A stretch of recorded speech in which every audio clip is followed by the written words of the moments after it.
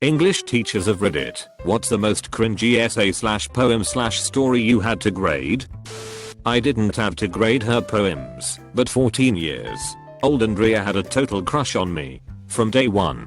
She learned that I love, read, and write poetry, and she'd show me some of her stuff, which was actually quite good. She'd come to my room during lunch, during my planning period, and show me more and more.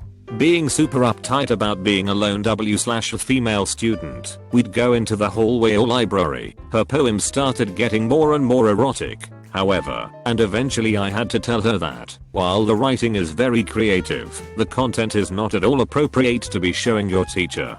She eventually began to tone it down and started writing spiritual poetry that I can only describe as love poems to God. Think Rumi. But the one she had me read that was obviously about her, and I know wooded cabin loving in every way possible, was the most uncomfortable experience in the world.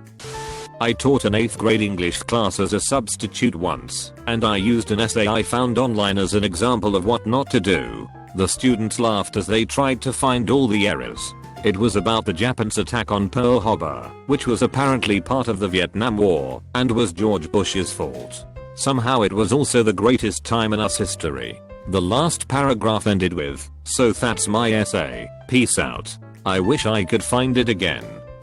My mum's an English teacher. When I was 16 she was grading short stories for her year 7s, 11 to 12-year-olds, and noticed that some of the story / places / names sounded familiar to her. She asked me to read the paper. The kid had copied place names and characters from Skyrim, and, very poorly, attempted to write out the plot of the Stormcloaks vs Imperials.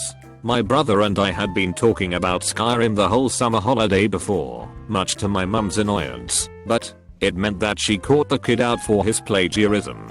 Mum was never so pleased about my video game addiction. Not a teacher but a tutor.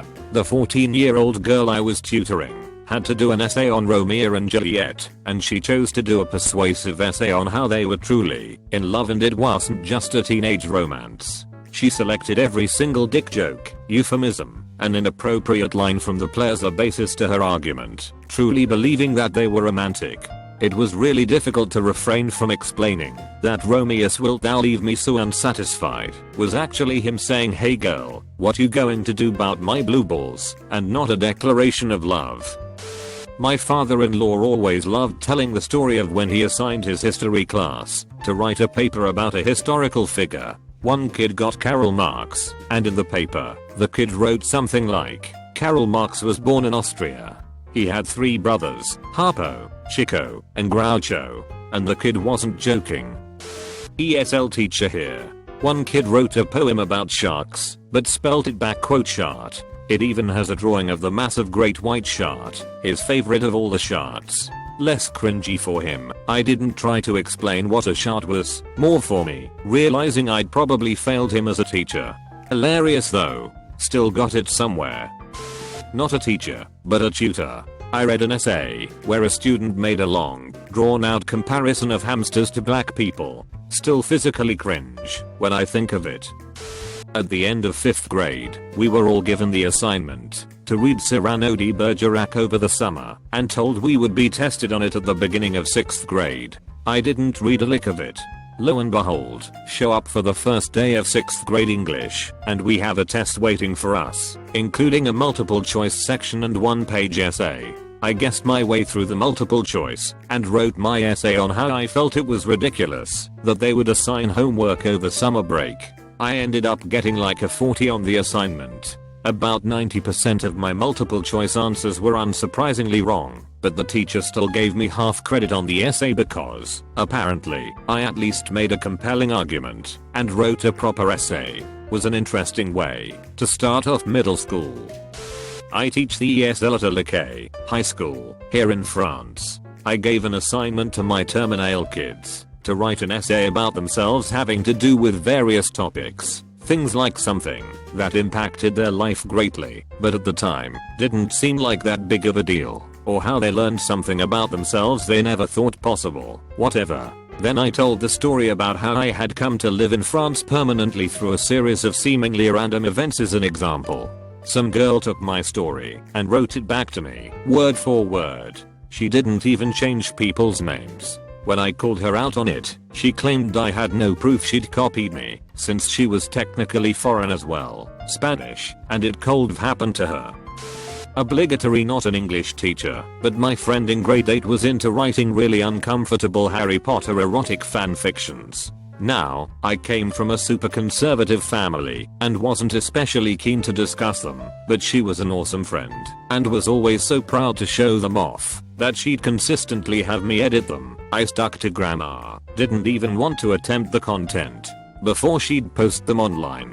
One time our English teacher gave us a creative writing assignment that was pretty broad. Write about something near and dear to your heart. I wrote about my dog. My friend wrote about Ron sucking off Harry, while Hermione looked on.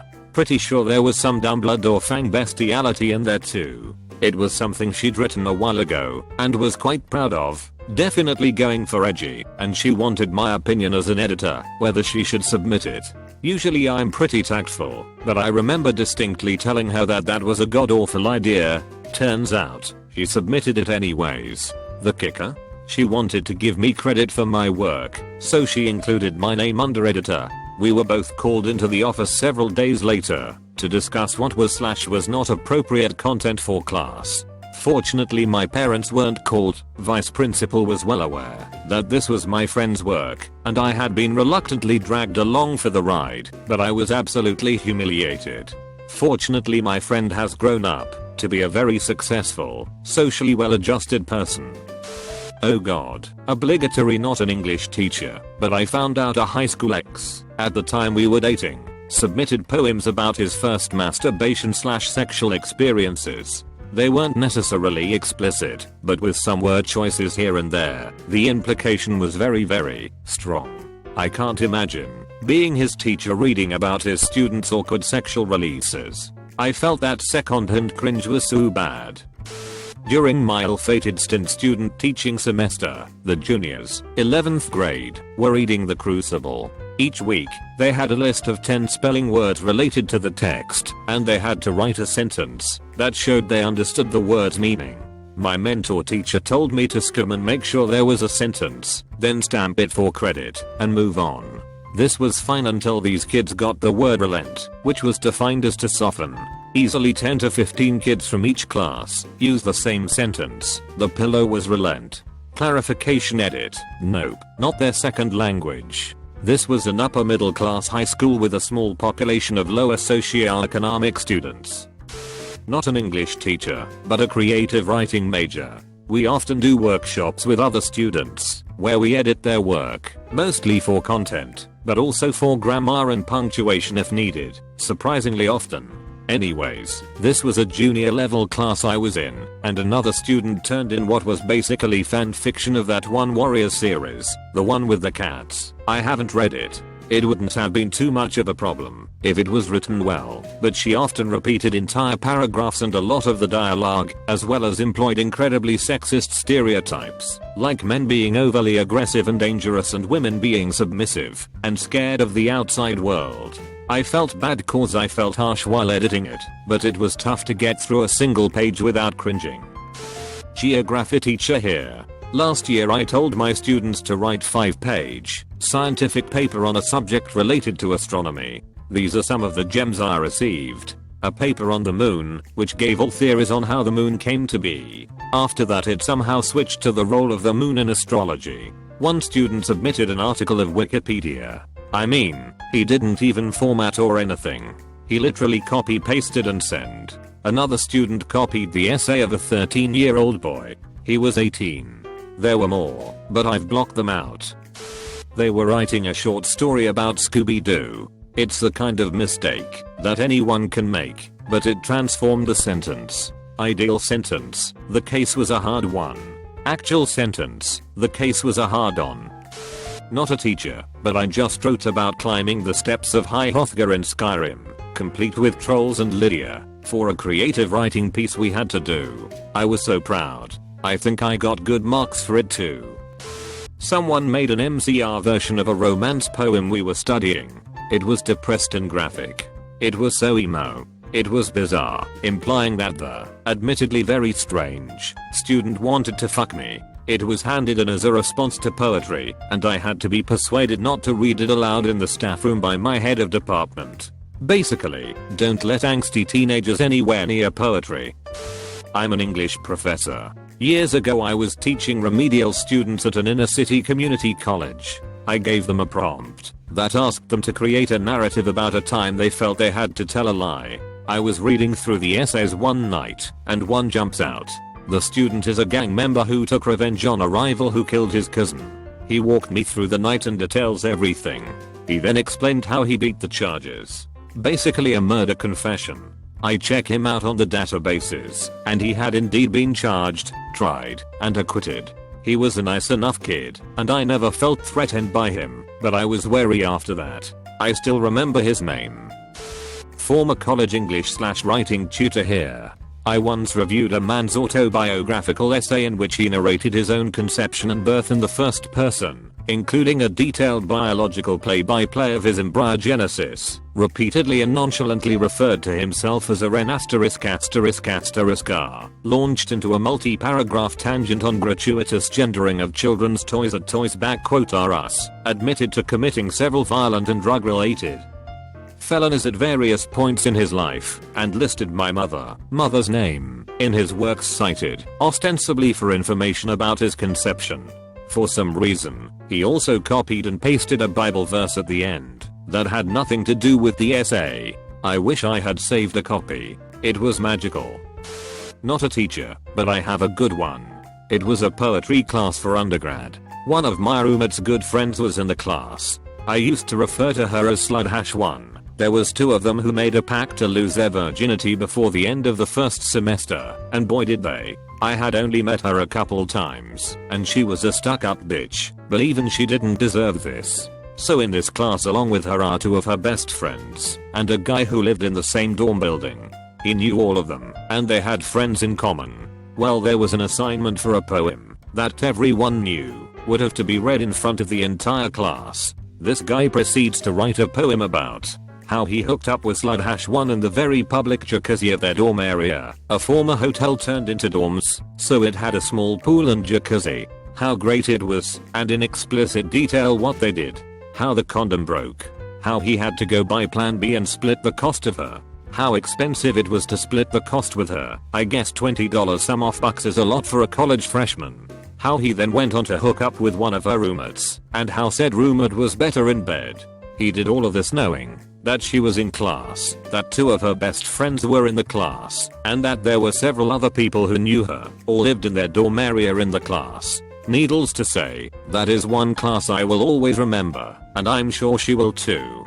Hell, I was embarrassed for her. It was mortifying. We all just kept looking at each other, like we couldn't believe this was happening. All the students knew who the poem was about. Slut-1 had hooked up with him knowing the roommate liked him, and it became a big deal within the friend group, and in that dorm building. The teacher wasn't thrilled, but technically he met all the qualifications, but I have never seen a grown man more uncomfortable in my life.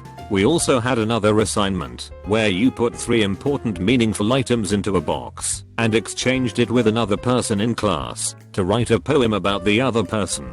He got paired with a very Christian student. All he put in his box was condoms.